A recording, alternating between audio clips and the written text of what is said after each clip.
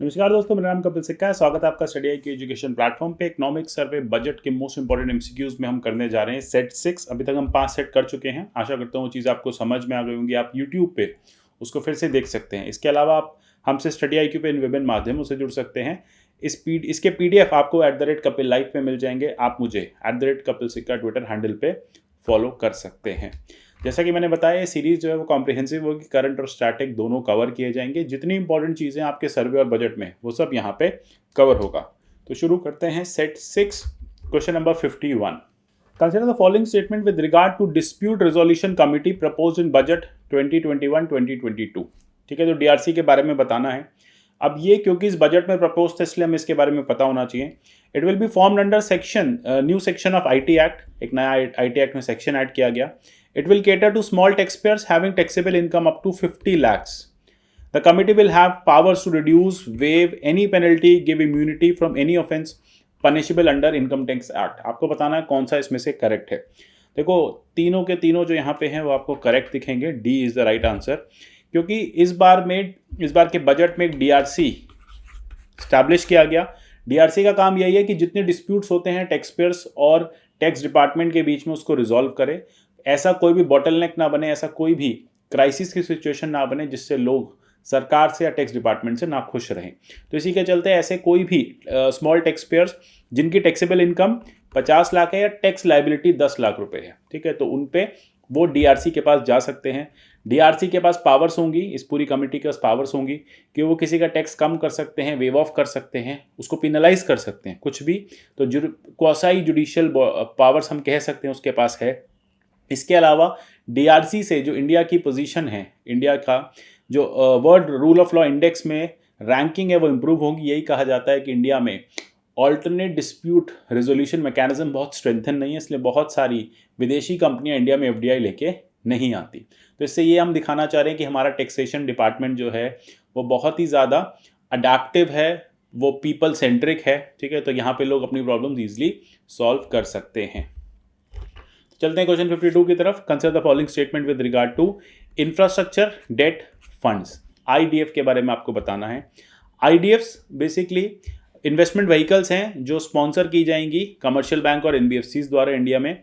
ये ट्रस्ट और कंपनी की तरह सेट की जा सकती हैं, ठीक है, जितने भी डेट फंड्स हैं। अच्छा, इनको रेगुलेट करेगा RBI, सिर्फ RBI के पास पावर होगी। It has been made eligible to raise funds by issuing zero coupon bonds. ये जीरो कूपन बॉन्ड्स के थ्रू फंड्स को रेस कर सकते हैं। आपको बताना है which of the following is correct. थोड़ा सा टेक्निकल क्वेश्चन है, इसका आंसर मैं आपको बता देता हूँ। 2 है, ये रॉन्ग है। 1 and 3 is the right answer. C जो है इसका करेक्ट आंसर है। समझ लेते हैं IDF क्या है। IDF इन्वेस्टमेंट व्हीकल्स हैं जिन्हें स्पॉन्सर किया है कमर्शियल बैंक्स ने, NBFCs ने। ये डोमेस्टिक और ऑफशोर इंस्टीट्यूशनल इन्वेस्टर्स के लिए एक तरह का फंड होगा। अब यहाँ पे क्या होगा, यहाँ से फंड रेज किया जा सकता है बॉन्ड्स के थ्रू, क्योंकि बॉन्ड्स इशू हो जाएंगे तो ये म्यूचुअल फंड की कैटेगरी में भी आ जाएंगे, ये एक NBFC की कैटेगरी में भी आ जाएंगे। तो अगर ये म्यूचुअल फंड की कैटेगरी में आते हैं तो इनको SEBI रेगुलेट करेगा। अगर ये NBFC की कैटेगरी में आते हैं तो इनको RBI रेगुलेट करेगा। तो याद रखना, IDF को डुअल रेगुलेशन मिलेगा। इसके अलावा IDF जो है वो जीरो कूपन बॉन्ड के थ्रू मनी रेस कर सकता है। तो ये इंपॉर्टेंट बात है, जीरो कूपन बॉन्ड के थ्रू मनी जो है वो रेस किया जा सकेगा। क्वेश्चन 53, बजट 2021 ने प्रपोज किया एग्रीकल्चर इंफ्रास्ट्रक्चर डेवलपमेंट सेस को, ठीक है। तो आपको बताना है इनमें किन किन चीज़ों पे वो अप्लाई हुआ है। Gold, silver, imported alcohol, imported apple. तो which of the following is correct. इसी बार ये ऐड किया गया बजट में। इससे क्या है कि एग्रीकल्चर इंफ्रास्ट्रक्चर डेवलप किया जाएगा। सेस जैसे कि आप जानते हैं एक स्पेसिफिक टैक्स होता है किसी स्पेशल पर्पस के लिए, ठीक है। तो टैक्स ऑन टैक्स को हम सेस कहते हैं, किसी स्पेशल पर्पस के लिए वो यूज़ किया जाता है। यहाँ पे आपको बताना है किन किन चीज़ों पे वो लिवाई होगा। तो यहाँ पे आंसर है D, all of them are correct. Total 29 items पे ये लिवाई किया गया है। तो इसमें आप देखेंगे gold, silver, imported alcohol, imported apples, pulses, palm oil, urea जैसी चीज़ों पे ये अप्लाई किया गया है। अब यहाँ पे देखो, ये जो सेस लगाया गया, इससे आपका जो पेट्रोलियम प्रोडक्ट्स है वो महंगे नहीं होंगे, क्योंकि सेस लगाने से यूजुअली टैक्स बढ़ जाता है। यहाँ पे गवर्नमेंट ने पहले क्या किया कि पेट्रोलियम प्रोडक्ट्स पे बेसिक कस्टम ड्यूटी कम कर दी, बेसिक एक्साइज ड्यूटी कम कर दी, और फिर उसके बाद सेस को लेवाई किया। तो ये इंपॉर्टेंट बात हो जाती है। चलते हैं नेक्स्ट क्वेश्चन 54 पे। कोविड-19 से रिलेटेड बताना है इन्फ्लेशन। इन्फ्लेशन इंडिया में कोविड-19 के दौर में कैसी रही है। Rise on inflation was mainly food inflation, सिर्फ खाने पीने की चीज़ें महंगी हुई, बाकी सब चीज़ें सस्ती हुई। हेडलाइन इन CPI इन्फ्लेशन जो है वो हाई रही कोविड के टाइम पे, और रूरल अर्बन डिफरेंस है वो कम हुआ है, यानी रूरल अर्बन के बीच में जो डिफरेंस है वो कम हुआ है। बहुत सिंपल है ये क्वेश्चन भी। अब देखेंगे फूड इन्फ्लेशन जो है वो ऑब्वियसली बड़ी है। दूसरी बात है कि हेडलाइन इन्फ्लेशन जो है वो भी ज़्यादा रही है, तो ऑल आर करेक्ट यहाँ पे। CPI कंबाइंड अगर आप देखेंगे तो जो इन्फ्लेशन लेवल्स हैं वो बड़े हैं देश में। फूड इन्फ्लेशन कोविड के टाइम पे बड़ी है, डिस्पाइट ऑफ डिमांड कम थी अदरवाइज गुड्स की, लेकिन फूड इन्फ्लेशन जो है वो हाई रही थी। इसी के साथ आप देखेंगे कि रूरल अर्बन डिफरेंस जो है, जो 2019 में बहुत ज़्यादा था, अर्बन एरियाज़ में बहुत ज़्यादा इन्फ्लेशन थी, रूरल में कम थी, ये गैप जो है कम हुआ है। ऑब्वियसली बात है, अगर आप कोर इन्फ्लेशन को गिनेंगे तो कोर इन्फ्लेशन अर्बन एरियाज़ में कम हुई है, तो उसके हिसाब से रूरल और अर्बन में इन्फ्लेशन का जो डिफरेंस है वो कोविड के टाइम पे कम देखा गया है। चलते हैं 55, इसी से रिलेटेड एक क्वेश्चन है। Consider the following statement with regard to headline inflation and core inflation. आपको हेडलाइन और कोर के बीच का डिफरेंस बताना है, ये मैं पहले भी आपको बता चुका हूँ। Headline inflation is total inflation in an economy which figures includes inflation in basket of goods like food and energy. तो हेडलाइन में पूरी की पूरी जो बास्केट ऑफ गुड्स है जिसमें आप फूड और एनर्जी को इंक्लूड करते हैं वो हेडलाइन इन्फ्लेशन होती है। कोर इन्फ्लेशन में से फूड और एनर्जी जो है वो माइनस हो जाती है, ये कोर इन्फ्लेशन है। आपको बताना है which of the following is correct. देखो बहुत सिंपल है, आपको मैं एक एग्जांपल देता हूँ वेस्टर्न कंट्रीज़ का। वेस्टर्न कंट्रीज़ जो हैं वो फोकस करती हैं कोर इन्फ्लेशन पे। इंडिया जैसी जो इकोनॉमीज है वो फोकस करती हैं हेडलाइन इन्फ्लेशन पे। इंडिया कहता है कि हमें फूड और एनर्जी, पेट्रोलियम को मेजर करना ज़रूरी है क्योंकि हमारी बहुत ज़्यादा पॉपुलेशन पुअर है, तो खाने के वस्तुओं में अगर बहुत ज़्यादा चेंजेस होते हैं तो उनकी पॉकेट पे और उनके एक्सपेंडिचर पे, उनकी इनकम पे बहुत फ़र्क पड़ता है। तो यहाँ पे करेक्ट आंसर आएगा बोथ 1 and 2, दोनों ही यहाँ पे करेक्ट हैं। तो हेडलाइन जिसमें हम सारे बास्केट के प्रोडक्ट्स को गिन लेते हैं, कोर जिसमें हम ऑयल, एनर्जी और फूड को बाहर रख देते हैं। वेस्टर्न कंट्रीज कोर इन्फ्लेशन पे डेटा देती हैं। चलते हैं 56 की तरफ। MCA 21 ई गवर्नेंस इनिशिएटिव है मिनिस्ट्री ऑफ कॉर्पोरेट अफेयर्स का, गवर्नमेंट ऑफ इंडिया का। ये कहता है कि एक ईजी और सिक्योर एक्सेस होगा MCA सर्विसेज का। किस किस को, कौन कौन MCA सर्विसेज को ले सकता है? Corporate entities, professionals, citizen of India. आपको बताना है which of the following is correct. देखो MCA 21 one of the earliest e governance program था गवर्नमेंट ऑफ इंडिया का, सबसे पहले यही शुरू किया गया था। कॉर्पोरेट अफेयर्स मिनिस्ट्रीज ने कुछ लिस्ट ऑफ सर्विसेज बनाई और उनको ऑनलाइन डिजिटल प्रोवाइड करना शुरू किया। ये सर्विसेज कॉर्पोरेट्स के लिए थी, प्रोफेशनल्स के लिए थी और सिटीजन्स के लिए थी। आप और मैं, हम जैसे लोग भी इसको एक्सेस कर सकते हैं। तो यहाँ पे आप देखेंगे डी, ऑल आर करेक्ट। तो ये गवर्नमेंट का पहला मिशन है ई गवर्नेंस का। इससे जितने भी सर्विसेज हैं कॉर्पोरेट अफेयर्स मिनिस्ट्री की, उन सबको बेटर किया गया है। चलते हैं क्वेश्चन 57 की तरफ। Voluntary national review at United Nation high level political forum on sustainable development किसने प्रेजेंट किया था 2020 का? मिनिस्ट्री एनवायरनमेंट, देखने में लग रहा है यही आंसर होगा। Ministry external, NITI Aayog, none of the above. देखो इसका करेक्ट आंसर है नीति आयोग। नीति आयोग ने सस्टेनेबल डेवलपमेंट गोल्स का एक वॉलंटरी रिव्यू सबमिट किया था इस पूरी की पूरी समिट में।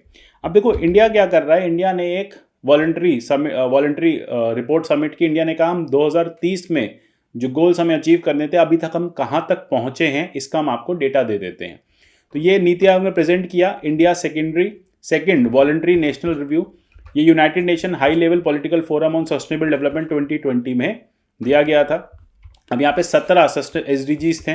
17 SDGs के चलते इस पूरे के पूरे आप कहेंगे डेटा को या गोल्स को दिखाया गया कि इंडिया कहाँ पे पहुँचा है और इंडिया ने क्या क्या चीज़ें अचीव कर ली हैं। HLFPF की अगर आप बात करें तो ये 8 दिन के लिए होता है जुलाई में, और इसको इकोसॉक जो कि one of the 6 important body है, यूनाइटेड नेशन का विंग है, वो इसको कराता है। अब VNR में मेंबर स्टेट्स क्या बताते हैं, अपना एक वॉलंटरी रिव्यू देते हैं कि इंडिया कहाँ तक पहुँचा या कंट्री कहाँ तक पहुँची है। इससे पता चल जाता है कि सस्टेनेबल डेवलपमेंट गोल्स कितने अचीव हुए हैं और UN भी उसके अकॉर्डिंग हेल्प कर पाता है कंट्रीज़ को फर्दर इसको अचीव करने में। इंडिया ने पहली बार इसको 2017 में प्रेजेंट किया था। चलते हैं क्वेश्चन 58 की तरफ। Chile Madrid time for action is associated with which of the following. बहुत सिंपल है, Chile Madrid time for action is associated with United Nation framework convention on climate change, UNFCC से ये रिलेटेड है, ये बहुत important बात है। अब यहाँ पे 25th एडिशन हुआ COP25, वहाँ पे देखा गया कि क्या क्या पॉलिसीज़ अचीव हो गई हैं, कैसे एक बैलेंस बनाना है, कैसे सस्टेनेबल डेवलपमेंट करना है। इसका मेंशन जो है वो सर्वे में दिया हुआ है, इसलिए क्वेश्चन यहाँ पे है। तो United Nation framework on convention on climate change में COP25 में Chile Madrid time for action दिया गया। यहाँ पे बात की गई मिटिगेशन की, बात की गई नए मीन्स को इम्प्लीमेंट करने की जिससे सस्टेनेबल डेवलपमेंट किया जा सके और क्लाइमेट जो है वो बेटर हो सके। चलते क्वेश्चन 59 की तरफ। With regard to livestock sector of India, consider the following statements. India continues to be largest producer of milk in the world. India ranks third in egg production, fifth in meat production. आपको बताना है which of the following is correct। देखो life stock पे Dalwai commission ने भी कहा था कि डबलिंग द फार्म इनकम में ये हेल्प करेगा। सरकार को लाइफ स्टॉक सेक्टर पे फोकस करना चाहिए और सर्वे भी बार बार ये बात कहता है। इसी सर्वे ने लिखा है इंडिया अभी भी लार्जेस्ट मिल्क प्रोड्यूसर है।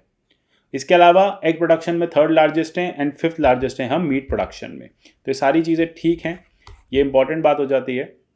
कोविड-19 के चलते कुछ ड्रॉप ज़रूर हुआ मार्केट में, डिमांड में, एग प्रोडक्शन, एग की डिमांड में, मीट की डिमांड में ड्रॉप ज़रूर देखा गया, बट स्टिल अभी भी जो हमारा लाइफ स्टॉक सेक्टर है वो एग्रीकल्चर सेक्टर को आउट परफॉर्म कर रहा है। चलते question 60। Effective revenue deficit is a difference between which of the following. एक हम पढ़ते हैं रेवेन्यू डेफिसिट, एक हम पढ़ते हैं इफेक्टिव रेवेन्यू डेफिसिट। अब ये किसका पार्ट है, ये इंपॉर्टेंट बात हो जाती है। देखो रेवेन्यू डेफिसिट और इफेक्टिव रेवेन्यू डेफिसिट में ये डिफरेंस होता है जहां पे गवर्नमेंट कैपिटल एसेट्स की क्रिएशन के लिए जो ग्रांट्स देती है उसको अलग करते, यानी इसका सही आंसर आएगा सी इसका सही आंसर होगा।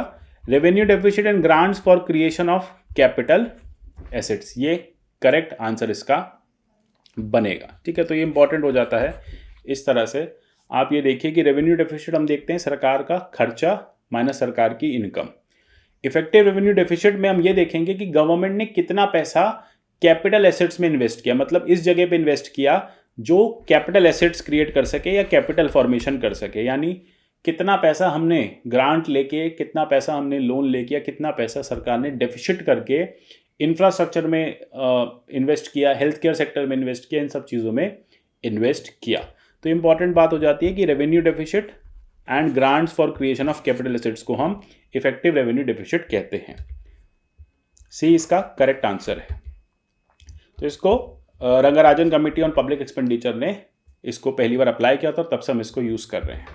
तो आशा करता हूँ 10 क्वेश्चंस आपको समझ में आए होंगे। मिलेंगे फिर से सेट 7 में, आगे के 10 क्वेश्चंस करेंगे। तब तक के लिए सीरीज़ को लाइक करिए, चैनल को सब्सक्राइब करिए। मिलते हैं अगले सेशन में, तब तक के लिए good bye, take care and God bless you all.